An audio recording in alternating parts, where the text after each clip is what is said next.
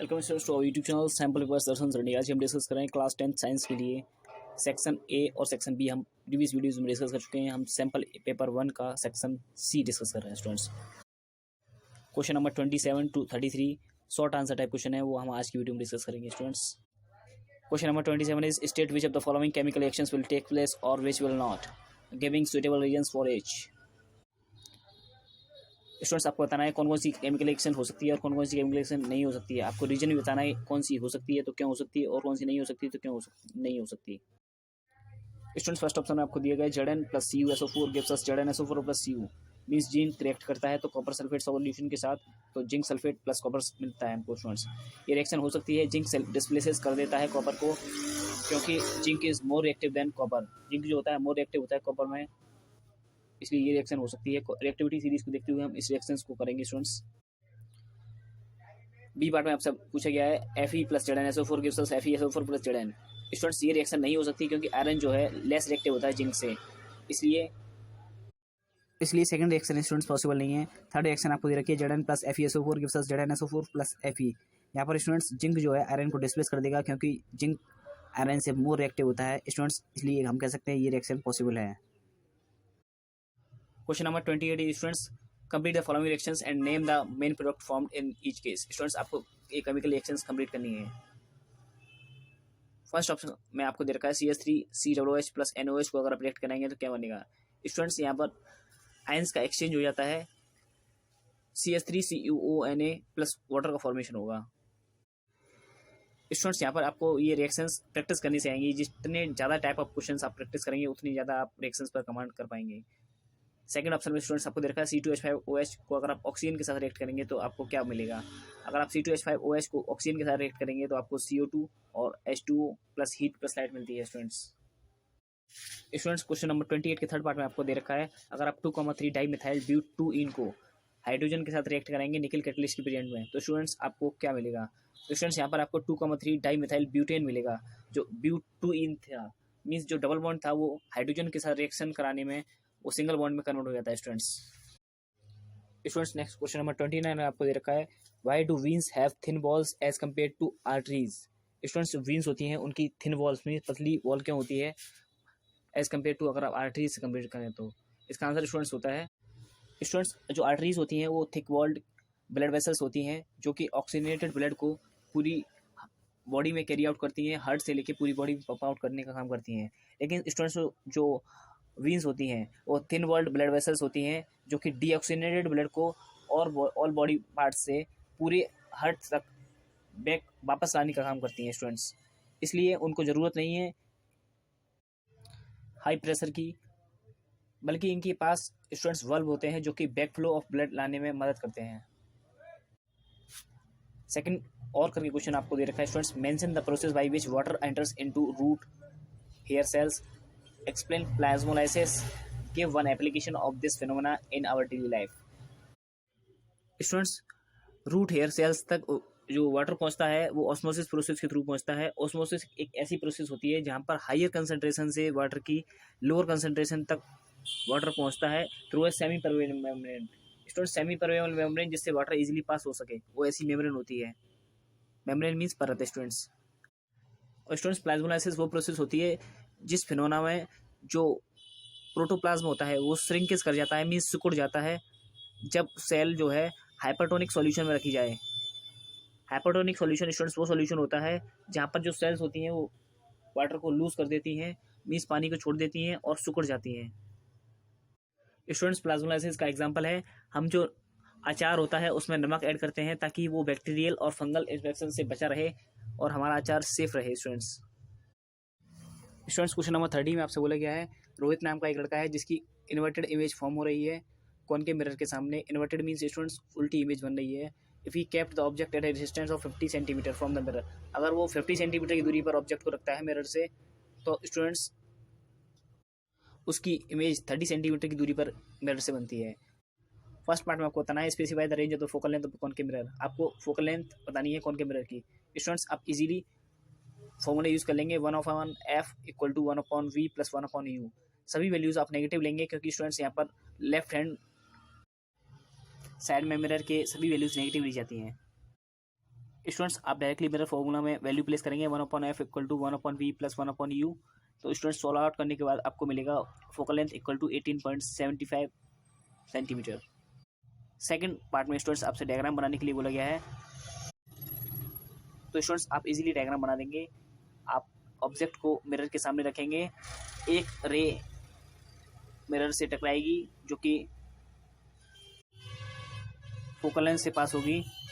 जो ray parallel आती है वो फोकल लेंथ से हमेशा पास होती है स्टूडेंट्स, और एक रे सेंटर ऑफ कर्वेचर से जाएगी जो कि सेंटर कर्वेचर से जाने वाली रे सीधे स्ट्रेट बैक आ जाती है। तो स्टूडेंट्स जहाँ पर ये दोनों रेज इंटरसेक्ट करेंगी वहाँ पर आपका ऑब्जेक्ट मिल जाएगा, तो ए डैश भी आपका ऑब्जेक्ट हो जाएगा, ए डैश बी डैश जो होगा वो आपका ऑब्जेक्ट होगा स्टूडेंट्स। ऑप्शन सी में स्टूडेंट्स आपको दे रखा है state the magnification produce by concave mirror. Magnification आपको बताना है कॉनकेव मिरर के द्वारा जो प्रोड्यूस हुआ है। स्टूडेंट्स आपको फॉर्मूला हमेशा याद रखना है, m equal to F minus V upon F होता है, जहाँ पर एफ फोकल लेंथ और वी इमेज डिस्टेंस होती है स्टूडेंट्स। तो स्टूडेंट्स आपको मैग्निफिकेशन माइनस 0.6 मिलेगा। मैग्निफिकेशन का एक फॉर्मूला और होता है m equal to minus V upon U, means image distance upon object distance negative के साइन के साथ। तभी वैल्यू प्लेस करने के बाद स्टूडेंट्स आपको माइनस 0.6 ही मिलेगा आंसर। स्टूडेंट्स क्वेश्चन नंबर 31 में आपसे बोला गया है एक कन्वर्जेंट लेंस है जिसकी पावर 5D है, 5D मीन्स डायोप्टर, जिसको कंबाइन किया जा रहा है डाइवर्जेंट लेंस के साथ जिसकी पावर -4D है।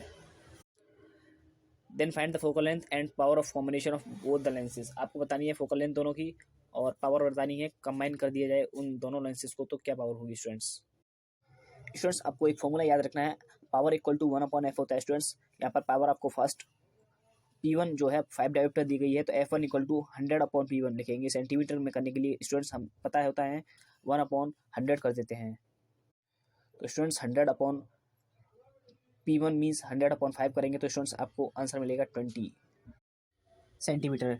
इसी तरह से स्टूडेंट्स P2 को आप कैलकुलेट करेंगे तो 100/P2 करेंगे, 100/-4 तो स्टूडेंट्स आपको आंसर मिलेगा -25 सेंटीमीटर। स्टूडेंट्स लेट कर लेते हैं हम फोकल लेंथ जो है कॉम्बिनेशन ऑफ बोथ लेंसेज की वो F है।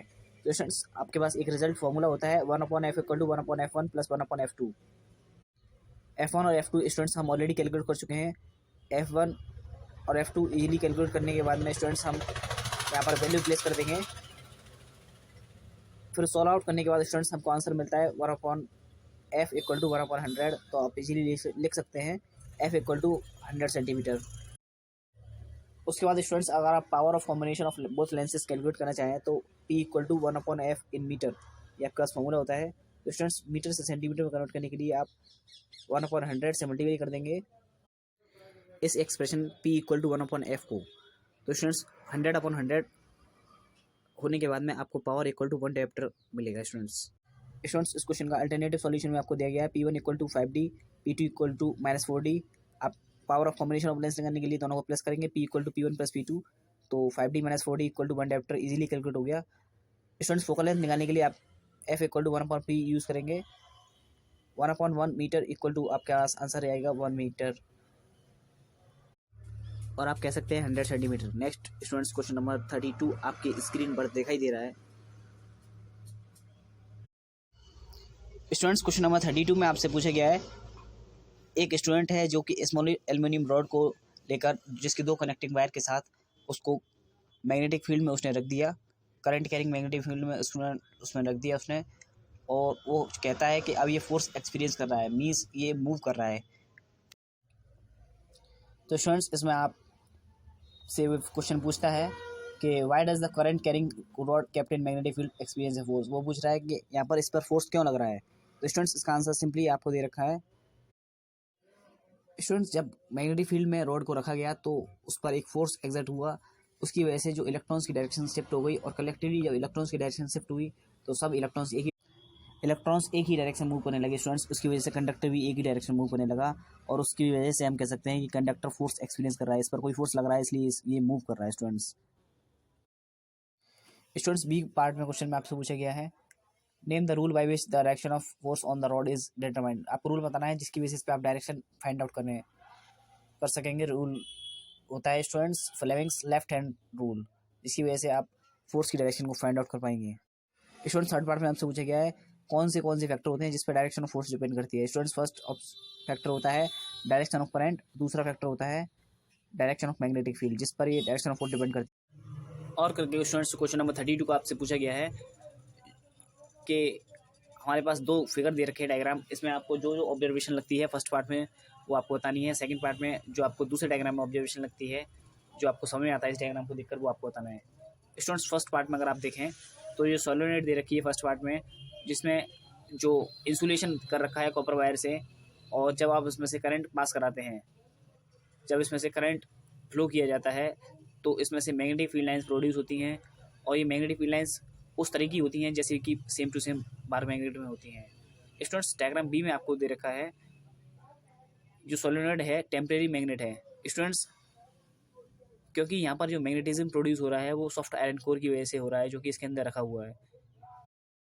जब तक स्टूडेंट्स इसमें से इलेक्ट्रिसिटी पास की जाएगी जब तक इसकी मैग्नेटिज्म रहेगी, after that after the stop flowing of electricity students इसकी मैग्नेटिज्म जो है खत्म हो जाएगी, इसलिए इसको स्टूडेंट्स हम इलेक्ट्रोमैग्नेट भी कहते हैं। स्टूडेंट्स क्वेश्चन 33 में आपसे पूछा गया है पेस्टिसाइड्स क्या होते हैं और पेस्टिसाइड्स एनवायरनमेंट में कैसे इकट्ठा होते जा रहे हैं। स्टूडेंट्स पेस्टिसाइड्स वो केमिकल पॉइजनस होते हैं, ऐसे केमिकल होते हैं जहरीले जो कि फसल पर छिड़के जाते हैं फसल को बचाने के लिए कीड़े मकोड़ों से स्टूडेंट्स, और ये जो होते हैं फसल के थ्रू हार्बिवोरस के अंदर एंटर करते हैं, और कार्निवोरस जो हार्बिवोरस को खाते हैं फिर उनके अंदर भी डायरेक्टली एंटर करते हैं। तो हर ट्रॉफिक लेवल के होते हुए ये हर इंसान के अंदर फैलते जा रहे हैं स्टूडेंट्स। इसी की वजह से कैंसर की बीमारी भी बहुत ज़्यादा फैलती जा रही है।